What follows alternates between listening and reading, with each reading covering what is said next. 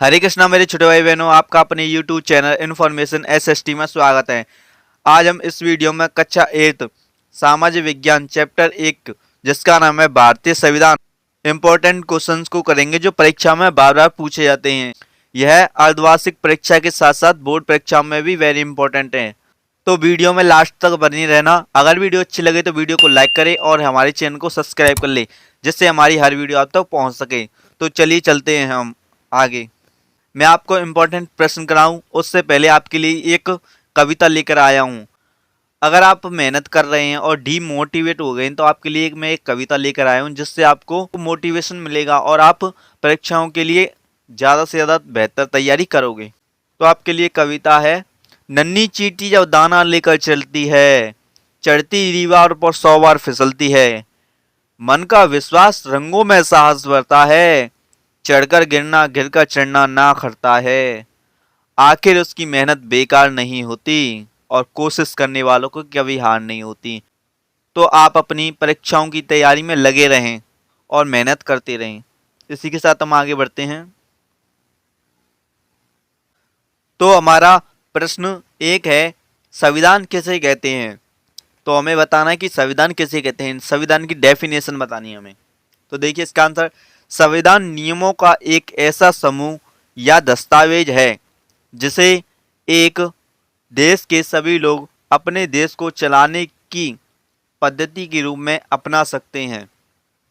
संविधान एक ऐसी किताब है जिसके जरिए देश का जो कानून है वह निर्धारित होता है। ठीक है, तो एक बार और बोल देता हूँ। संविधान नियमों का एक ऐसा समूह या दस्तावेज है जिसको देश के सभी लोग अपने देश को चलाने की पद्धति के रूप में अपना सकते हैं। ओके, एंड हमारा नेक्स्ट प्रश्न है, भारतीय राष्ट्रीय कांग्रेस ने संविधान सभा के गठन की मांग को पहली बार कब अपनी अधिकृत नीति में शामिल किया?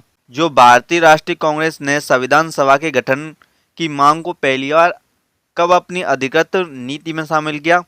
तो इसका आंसर है 1934 में शामिल किया था। ठीक है, हमारा जो नेक्स्ट प्रश्न है, संविधान सभा का गठन कब हुआ?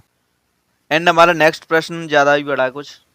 हमारा प्रश्न है, किसी लोकतांत्रिक देश को संविधान की जरूरत क्यों पड़ती है? तो भाई जो कोई लोकतंत्र देश होता है उसे संविधान की जरूरत क्यों पड़ती है? तो इसका आंसर देखिए, किसी लोकतांत्रिक देश को निम्नलिखित उद्देश्यों के लिए संविधान की जरूरत पड़ती है। तो इसका पॉइंट पहला देखते हैं। इसका पॉइंट पहला है, आदर्शों को सूत्रबद्ध करने के लिए। जो हमारे सामाजिक आदर्श हैं उन्हें एकजुट करने के लिए संविधान की आवश्यकता होती है। तो इसे खोलकर पूरा पढ़ते हैं। संविधान उन आदर्शों पर सूत्रबद्ध करता है जिनके आधार पर नागरिक अपने देश को अपनी इच्छा और सपनों के अनुसार रच सकते हैं। संविधान के आधार पर समाज आदर्शों पर एक साझी समझ विकसित करते हैं जिनकी हमेशा पूरे देश में रक्षा की जाती है। इसका अर्थ है कि जो देश के लोग चाहें तो अपने ही देश को अपने अनुसार विकसित कर सकते हैं। ठीक है, अपने अनुसार ही ढाल सकते हैं। जैसे नेपाल में 1990 से पहले राजतंत्र था। ठीक है, तो नेपाल के लोग चाहते थे कि हमारा देश लोकतांत्रिक बने, इसलिए उन्होंने बहुत ज़्यादा धरना प्रदर्शन किए और बहुत ही ज़्यादा आंदोलन भी करे उन्होंने। तो राजा को उनके सामने जो देश के नागरिक थे उनके सामने झुकना पड़ा और राजा ने नेपाल को लोकतांत्रिक देश बनाने के लिए प्रतिबद्ध हुआ था। ठीक है, नेपाल के लोगों के कारण ही जो नेपाल है वह लोकतांत्रिक देश बन सका है। तो इसका अर्थ यही है कि भैया लोग देश के नागरिक चाहें तो देश को अपने किसी भी आदर्श के रूप में विकसित कर सकते हैं। ठीक है, जो हमारा सेकंड उद्देश्य है वो क्या है? सत्ता के दुरुपयोग को रोकने के लिए संविधान क्यों जरूरी है? देखिए, सत्ता का जो दुरुपयोग है उसे कम करने के लिए या रोकने के लिए संविधान की हमें आवश्यकता होती है। तो देखिए, संविधान का दूसरा प्रमुख उद्देश्य राजनीति व्यवस्था को तय करता है। लोकतंत्र में हम अपने नेता का चुनाव करते हैं। भाई लोकतंत्र में अपने नेता का हम चुनाव तो करते ही हैं। अतः संविधान ऐसे नियम करता है, संविधान ऐसे नियम करता है जिनके द्वारा राजनेता के हाथों सत्ता के दुरुपयोग को रोका जा सके। तो भाई हम लोकतंत्र देश में हैं और हम राजनेताओं को वोट देते हैं, ठीक है, और राजनेता ही देश को चलाते हैं, राजनेता ही जो कानून व्यवस्था है उसको संभालते हैं। परंतु राजनेता भी कानून का दुरुपयोग कर सकते हैं, सत्ता का दुरुपयोग कर सकते हैं। इसलिए जो हमारा संविधान है उन्हें भी, राजनेताओं को भी हमारा संविधान सत्ता का दुरुपयोग करने की इजाज़त नहीं देता। राजनेताओं के पास जो शक्ति है वो सीमित है, ज़्यादा नहीं है। राजनेता नागरिकों के मूल कर्तव्यों का हनन नहीं कर सकते, ठीक है। एंड इसके दो ही पॉइंट थे, ठीक है। एंड हमारा नेक्स्ट प्रश्न देखते हैं। हमारा नेक्स्ट प्रश्न है 1990 में नेपाल में किस तरह की सरकार थी। तो 1990 में नेपाल में किस तरह की सरकार थी, इसका आंसर देखिए। 1990 में नेपाल में राजा का शासन अर्थात राजतंत्रात्मक सरकार थी। तो 1990 में भैया नेपाल में राजा का शासन था। हमारा नेक्स्ट प्रश्न है नेपाल में कब एक नए संविधान को अपनाया गया। तो नेपाल में कब एक नई संविधान को अपनाया गया था, इसका आंसर देखिए। नेपाल में एक नए संविधान को 2015 में अपनाया गया। तो नेपाल का जो नया संविधान था उसे 2015 में अपनाया गया था, ठीक है। हमारा जो नेक्स्ट प्रश्न है औपनिवेशिक शासन क्या है। तो भैया औपनिवेशिक शासन क्या है, इसका आंसर देखिए। ब्रिटिश शासन को ही औपनिवेशिक शासन कहा जाता है भैया। तो हमारे देश में अंग्रेजों ने 200 साल से भी ज़्यादा राज किया था। एंड हमारा नेक्स्ट प्रश्न है संघवाद से क्या तात्पर्य है। तो जो संघवाद है उससे क्या तात्पर्य है, ऐसे प्रश्न आ सकते हैं बोर्ड एग्जाम में और आपके हाफ ईयरली एग्जाम में भी। तो संघवाद क्या है, इसका तात्पर्य क्या है, इसका अर्थ बताना हमें। तो देखिए इसका आंसर संघवाद से तात्पर्य देश में एक से अधिक स्तर की सरकारों का होना है। संघवाद से तात्पर्य है देश में एक से अधिक स्तर की सरकारों का होना, ठीक है। संघवाद उस राज्य को कहते हैं जो अनेक राज्यों या इकाइयों के मिलने से बनता है। संघवाद से तात्पर्य देश में एक से अधिक स्तर की सरकारों का होना है। तो हमारे देश में संघवाद है कि नहीं, हमारे देश में एक से अधिक सरकारें हैं या नहीं, आप बताइए। हमारे देश में संघवाद है, हमारे देश में एक से अधिक सरकारें हैं। देखिए केंद्र सरकार सबसे बड़ी, फिर उससे नीचे है राज्य सरकारें, और राज्य सरकारें से नीचे है स्थानीय सरकारें। तो हमारे देश में संघवाद है। संघवाद उस राज्य को कहते हैं जो अनेक राज्यों या इकाइयों के मिलने से बनता है। इसमें जो राज्य आया ना वो हमारे राज्यों के लिए नहीं आया है, यह एक निश्चित क्षेत्र के लिए आया है। हम ऐसा कह सकते हैं ये भारत के लिए आया है। बोलते हैं ना भारतीय राज्य, तो ये एक निश्चित क्षेत्र के लिए आया है। सरकारें तो बदलती रहती हैं परंतु क्षेत्र कभी नहीं बदलता। तो ये राज्य भारतीय क्षेत्र के लिए आया है, ठीक है। तो देखिए इसे क्या है ये। संघवाद उस राज्य को कहते हैं जो अनेक राज्यों या इकाइयों के मिलने से बनता है। तो हमारे देश में तो भैया कई सरकारें हैं, ये कई इकाइयों से मिलकर बना होता है, ठीक है। इसलिए हमारे देश में तो संघवाद है। और आप समझ गए होंगे कि संघवाद से तात्पर्य क्या है, ठीक है। एक से अधिक स्तर की जो सरकारें होती है उसे ही संघवाद कहा जाता है, सर मान सकते हो। एंड हमारा जो नेक्स्ट प्रश्न है भारतीय संविधान के 4 प्रमुख आयामों का उल्लेख कीजिए। तो भारतीय संविधान में प्रमुख आयाम कौन कौन से हैं, 4 के नाम लिखने हैं हमें। तो देखिए सबसे पहला है भारतीय संविधान में संघवाद, ठीक है, सबसे पहला है संघवाद। दूसरे स्थान पर सेकंड है हमारा भैया संसदीय शासन पद्धति, और थर्ड नंबर पे हमारा है शक्तियों का बंटवारा, एंड फोर्थ नंबर पे हमारा मौलिक अधिकार। हमारे भारतीय संविधान में 4 प्रमुख आयाम बताए गए हैं, संघवाद, संसदीय शासन पद्धति, शक्तियों का बंटवारा और मौलिक अधिकार, ठीक है। आप अवश्य इन्हें कॉपी में नोट कर लेना। हमारा जो नेक्स्ट प्रश्न है वो है संविधान के अनुसार राज्य के 3 अंग कौन कौन से हैं, सरकार के कौन कौन से 3 अंग हैं। तो देखिए पहला है विधायिका, दूसरा है कार्यपालिका और तीसरा है न्यायपालिका। विधायिका में क्या होता है, विधायिका विधायिका में तो विधायिका में तो हम जिस राजनेता को चुनते हैं ना, जिस राजनेता को हम वोट देते हैं वो जीतता है, वो विधायिका में बैठता है, ठीक है। कार्यपालिका में कानून का निर्धारण होता है, कानून बनते हैं, और न्यायपालिका में न्याय देती है, ठीक है। तो तीनों का अलग अलग काम है, परंतु ये तीनों ही एक दूसरे पर कंट्रोल रखती हैं। ओके। एंड हमारा नेक्स्ट प्रश्न है संविधान पर हस्ताक्षर कब किए गए। तो संविधान पर जो हस्ताक्षर सभी ने किए थे वो कब किए थे। तो इसका आंसर है संविधान पर हस्ताक्षर 24 जनवरी 1950 को किए गए थे, ठीक है। संविधान पर हस्ताक्षर 24 जनवरी 1950 को किए गए थे। ओके।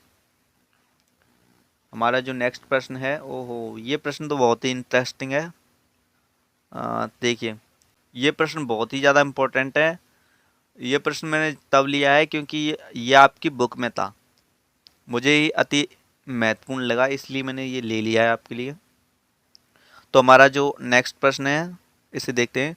उन भारतीय राज्यों के नाम लिखिए जिनकी सीमाएं निम्नलिखित पड़ोसी देशों से लगती है। तो हमारा जो पहला पॉइंट है वो है बांग्लादेश, द्वितीय पॉइंट है भूटान, तृतीय पॉइंट है नेपाल। तो इन देशों की जो सीमाएं हैं हमारे कौन कौन से राज्यों से लगती हैं ये बताना है आपको।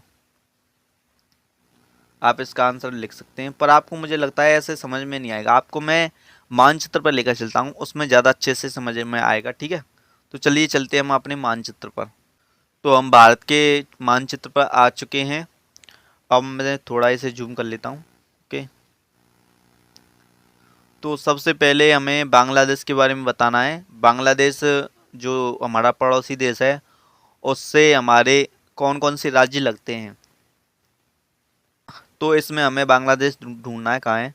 तो ये है हमारा बांग्लादेश, देखिए, ठीक है, वाइट कलर में जो है ये बांग्लादेश है। तो बांग्लादेश तो है, ठीक है, ये रहा बांग्लादेश, हमें पता चल गया।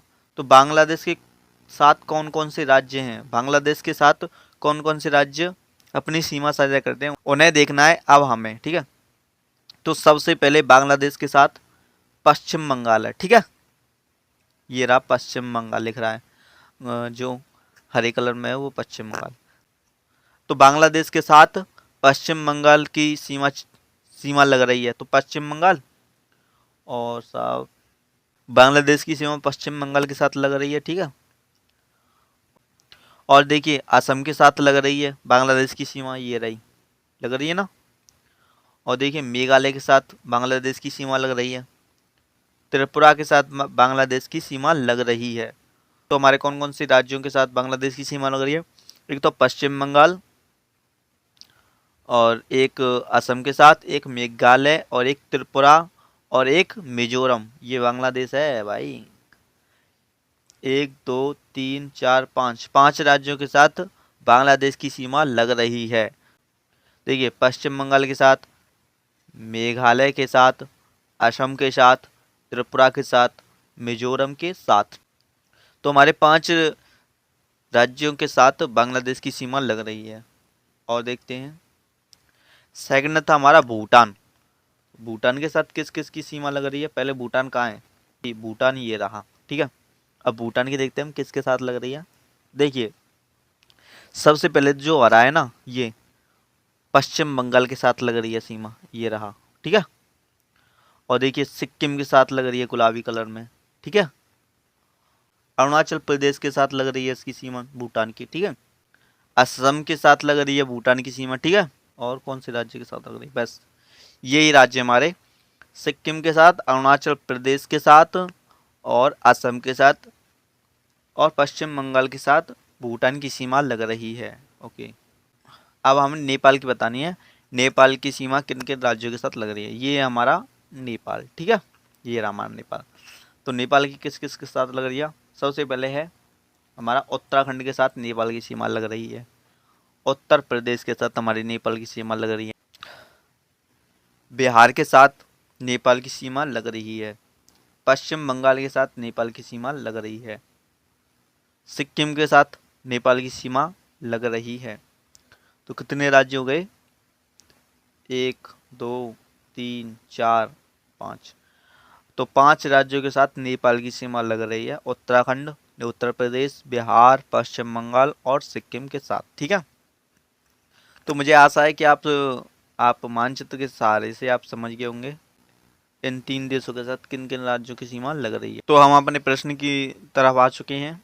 तो देखिए इसका आंसर देख लेते हैं, और एक बार इस पर और दिखा देता हूँ। मैंने आपको नक्शे पर तो दिखा दिया। तो बांग्लादेश के साथ पश्चिम बंगाल, असम, मेघालय, त्रिपुरा और मिजोरम की सीमा लग रही है। एंड भूटान के साथ लग रही है किस किस की सीमा? सिक्किम, पश्चिम बंगाल, असम, अरुणाचल प्रदेश की सीमा लग रही है। और नेपाल की अरुणाचल प्रदेश, उत्तर प्रदेश, बिहार, सिक्किम और पश्चिम बंगाल की सीमा लग रही है। मुझे आशा है कि आपको मानचित्र के जरिए कुछ ना कुछ समझ में आया होगा। अगर आया है तो वीडियो को लाइक करें, चैनल को सब्सक्राइब जरूर कर लेना, और इस वीडियो को अपने सभी फ्रेंड के साथ जरूर साझा करना, आपसे बार बार निवेदन है। हमारा जो नेक्स्ट प्रश्न है वो देखिए। हमारा प्रश्न है, भारतीय संविधान को बनने में कितना समय लगा? तो जो हमारा भारतीय संविधान बना था उसको कितना समय लगा था बनने में? तो भारतीय संविधान को 2 वर्ष 11 माह 18 दिन का समय लगा था। 2 साल 11 महीने और 18 दिन, लगभग 3 वर्ष का समय लगा था भारतीय संविधान को बनने में। तो आप सोच सकते हो कितना बड़ा था हमारा भारत का संविधान और कितनी मेहनत से बना है हमारे भारत का संविधान। ठीक है, एंड हमारा नेक्स्ट प्रश्न है, संविधान सभा के स्थायी सदस्य कौन थे? जो संविधान सभा थी उसके स्थायी सदस्य कौन थे? तो इसका आंसर है, जो स्थायी सदस्य थे, राजेंद्र प्रसाद। ठीक है, स्थायी सदस्य कौन थे? राजेंद्र प्रसाद। एंड नेक्स्ट प्रश्न है, नेपाल लोकतांत्रिक देश कब बना? तो नेपाल लोकतांत्रिक देश कब बना था? तो नेपाल जो था वो 2008 में लोकतांत्रिक देश बना था। जो नेपाल के नागरिक थे उन्होंने 2008 में राजतंत्र को खत्म करके लोकतांत्रिक देश नेपाल को बना दिया था। ठीक है, एंड हमारा नेक्स्ट प्रश्न है, संविधान के अनुसार नागरिकों के मौलिक अधिकारों की संख्या कितनी है? तो संविधान के अनुसार नागरिकों के मौलिक अधिकारों की संख्या कितनी है? तो संविधान के अनुसार मौलिक अधिकारों की संख्या पता कितनी है? 6। अगर आपको 6 मौलिक अधिकारों के नाम पता है तो नीचे कमेंट बॉक्स में जरूर बताना। ये इंपॉर्टेंट प्रश्न है, इसे भी आप याद कर लेना। 6 मौलिक अधिकारों का नाम याद करना है आपको। ठीक है, ये होमवर्क है आपके लिए। हमारा नेक्स्ट प्रश्न है, एमसीक्यू आ गया अब तो। ठीक है, नेपाल के लोगों को राजा की सत्ता को खत्म करने में कामयाबी मिली। तो नेपाल के लोगों को राजा की जो सत्ता थी उसे खत्म करने में कामयाबी कब मिली थी? इसके ऑप्शन देख लेते हैं। ऑप्शन है हमारा ए, सन 2006 में। ऑप्शन बी है सन 2005 में। ऑप्शन सी है सन 1990 में। ऑप्शन डी है सन 2010 में। तो नेपाल के लोगों को राजा की सत्ता को खत्म करने में कामयाबी कब मिली थी भाई? कब मिली थी? तो इसका आंसर है ऑप्शन ए, सन 2006 में राजा की सत्ता को खत्म करने में नेपाल के नागरिकों को कामयाबी मिली थी। और सन 2008 में नेपाल के लोगों ने राजा के शासन को खत्म करके लोकतांत्रिक देश नेपाल को बना दिया था। ठीक है,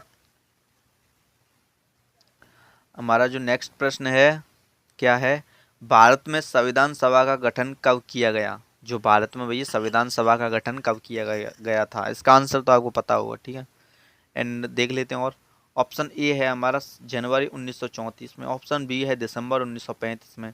ऑप्शन सी है दिसंबर 1940 में। और ऑप्शन डी है नवंबर 1949 में। तो संविधान सभा का गठन कब किया गया था? इसका आंसर है ऑप्शन सी, दिसंबर 1940 को संविधान सभा का गठन किया गया था। ठीक है, इसका राइट आंसर है ऑप्शन सी। एंड हमारा नेक्स्ट प्रश्न है, भारतीय संविधान का जनक कहा जाता है। तो भारतीय संविधान का जनक किसे कहा जाता है? इसके ऑप्शन है महात्मा गांधी को। ऑप्शन बी है डॉक्टर अंबेडकर को। ऑप्शन सी है जवाहरलाल नेहरू को। या ऑप्शन डी है राजेंद्र प्रसाद को। तो भारतीय संविधान का जनक ऑप्शन बी डॉक्टर अंबेडकर को माना जाता है। ठीक है, एंड हमारा नेक्स्ट प्रश्न है, समानता का अधिकार भारतीय संविधान में दिया गया है? तो इसके ऑप्शन देख लेते हैं। ऑप्शन ए नीति निर्देशित तत्वों के अंतर्गत, ऑप्शन बी मौलिक अधिकारों के अंतर्गत, ऑप्शन सी मूल कर्तव्य के अंतर्गत, ऑप्शन डी प्रस्तावना के अंतर्गत। तो समानता का अधिकार भारतीय संविधान में कहाँ पर दिया गया है? तो इसका सही आंसर है ऑप्शन बी, मौलिक अधिकारों के अंतर्गत समानता का अधिकार भारतीय संविधान में दिया गया है। ठीक है, तो हमारे जो इम्पोर्टेंट क्वेश्चन थे वो कंप्लीट हो चुके हैं। अगर वीडियो अच्छी लगी तो वीडियो को लाइक करें एंड हमारे चैनल को सब्सक्राइब कर लें, जिससे हमारी हर वीडियो आप तक पहुंच सके। मिलेंगे एक और नई वीडियो के साथ, तब तक के लिए जय हिंद, जय भारत, वंदे मातरम। आपसे एक निवेदन है, आप वीडियो को ज़्यादा से ज़्यादा शेयर करें अपने फ्रेंड तक, और वीडियो को लाइक करें, चैनल को सब्सक्राइब करें। ठीक है, जय हिंद, जय भारत, वंदे मातरम, जय श्री कृष्णा, जय श्री कृष्णा।